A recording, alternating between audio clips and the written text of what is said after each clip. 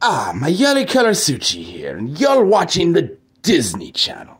I mean Anime Bar TV. Mayuri, I told you not to say anything until we got to the Quincy Technology part. Well, you must understand. The people would like me to explain the science, my dear boy. They don't want to hear from you. They want to hear from me. Hey guys, Sterling here, and you'll have to excuse my guest. He's here today because we are talking about Quincy Technology and why it wasn't the physical prowess of the Quincy that overwhelmed the Shinigami in the first invasion, but more so the Quincy's willingness to embrace change and their ability to progress technology. It was this willingness combined with the power of science that ultimately gave them the ability to extract their revenge. Something that's always fascinated me about wars, there's never truly a victor. Although one side can win, ultimately in the grand scheme of things, winning the ultimate battle will usher in a time of peace. And peace typically creates weak men. Complacency can set in, and any sense of urgency is lost in the enjoyment of everyday life. This is exactly what happens to the Soul Society after defeating the Quincy in the war 1,000 years ago. In times of war, you must be ruthless, but once there's no battles to fight, you tend to focus on the more lighthearted aspects of life, and that's what the Shinigami did. Meanwhile, there's always two sides to the coin. The Quincy would manage to escape into the shadows, barely escaping extinction. Hidden away, they would lick their wounds and dwell on one single thing for the next 1,000 years. Revenge. You see, the Soul Society would hold on to their long-practiced beliefs and traditions with zero to little innovation. The Quincy would completely drop their traditional ways and start from scratch, all in the pursuit of power. This meant a complete revamp. What would they need to do to defeat the Shinigami? They would first need to find a place where they could hide and prepare for the next 1,000 years. So through innovation, they created the Kingdom of Shadows, the Schattenbereich, a realm that was created within the shadows of enemy territory. Another problem that the Quincy would have to deal with, and was the large reason why the Shinigami were victorious in the First War, was their monstrously powerful and hacks Bankai. Not only would the Quincy have to obtain a form stronger than their Lech Steel, they would have to develop a means to deal with the Bankais. Now I want to pause the video for a moment and explain something. It's highly likely that the Quincy didn't have access to the Volstanding in the First War. They were all utilizing the Quincy Lech Steel, the form that we saw Uryu use against Mayuri in the Soul Society arc. And yes, this form is formidable, but the drawbacks are terrible. It's actually kind of crazy to think about that in that first war after the Quincy would use a Lech Steel, that they were just roaming around the battlefield completely burnt out with no Quincy powers, just like Uryu was after he used his Lech Steel against Mayuri. It's just something kind of crazy to think about. The Quincy wouldn't just bolster their strength as a way to cope with the Bankai problem. They would study the Shinigami for hundreds of years. They would conduct thousands of reishi manipulation experiments until finally, with enough research, they would discover a way to separate a Shinigami soul, the strongest part of the soul, the part of the soul that contained a Shinigami's Bankai. But the research wasn't foolproof. They would need to create a device that could harness this power and act as almost a medium. So with many more years of research and experimentation, they finally developed the Bankai Stealing Medallion. Okay, guys, I'm pausing the video again, but can you imagine who the Quincy had doing all this? Like, working on all the technology and, like, harnessing the Volstanding? Because Yuha was still, like, resurrecting himself. So, who was doing all this? Was it Hashwall? Or, no, better yet, was it Askin? Was he in the research and development department? Like, all right, we've got to create this medallion. We've got to figure out how to steal the Bankai. All right, let's get rid of these stupid Lech Steel forms. We need a Volstanding, something stronger. Anyways, guys, it's hilarious and pretty crazy to think about, like, who were the Quincy's that were doing all of this in the shadows? Like, I kind of like to look at Askin as, like, the Kisuke of the Quincy's.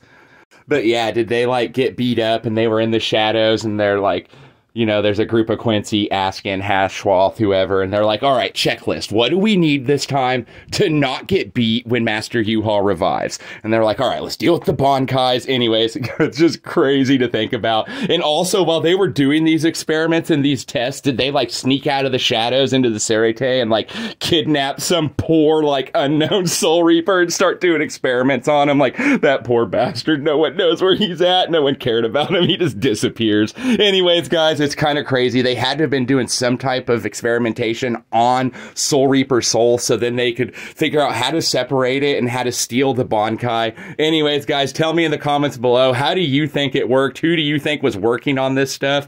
Do you agree with what I just said? I want to know. It's hilarious and, like I said, very interesting to think about. The Quincy would continue to hide in the shadows, fine-tuning the Bankai stealing medallion and bolstering their forces, rebuilding the Vandenreich in the darkness as they awaited their master's return, training every day with a hatred unmeasurable.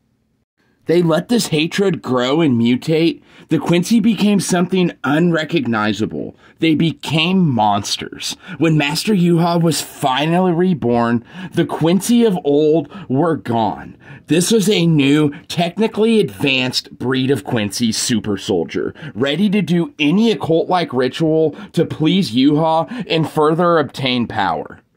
And that's exactly what they did. They would slide even further into darkness and partake in a blood-drinking ritual that would bestow on them powerful shrifts and the ability to perform Volk-standing. The Quincy, who once represented a proud royal race, now resemble more of a satanic cult. But that didn't matter. They lost themselves long ago. They would have done anything to achieve their goal. By dropping their staunch ways and outdated techniques and embracing change combined with Quincy technology gave birth to a stronger, faster, more hacked Quincy with the ability to utilize a Volk-standing. Not just that, but every Quincy is now armed with a Bankai stealing medallion. We have a group of demons that stand before us now, with mutated souls and views. By receiving a shrift, they allowed Master U-Ha to imprint their soul, taking control forever. Very similar to signing a deal with Satan himself. These Quincy are loyal killing machines, dedicated to the cause. Not only did they retreat to the darkness, but their souls have fell into darkness as well. And once again, these evil mutated demons would utilize technology once more to invade the Soul Society. For with their new powers and new technology, they would launch an all-out sneak attack from the shadows that the Serete would not be ready for. With their new and far more superior technology, they were able to decimate the Serete in the first invasion. And like I had mentioned, these Quincy were not the Quincy of old. These were a brand new demonic form of super soldier Quincy that had shrifts and Volk-standing and that were able to rip the Bankai from our favorite captains and completely destroy them. Ultimately, it wasn't the overwhelming power of the Quincy's that devastated the Soul Reapers. It was the technology and their willingness to change. That combined with the Soul Society's lack of willingness to change ultimately doomed the Soul Society in the first invasion. A perfect example of that is the architecture shown in Bleach, specifically the Soul Society.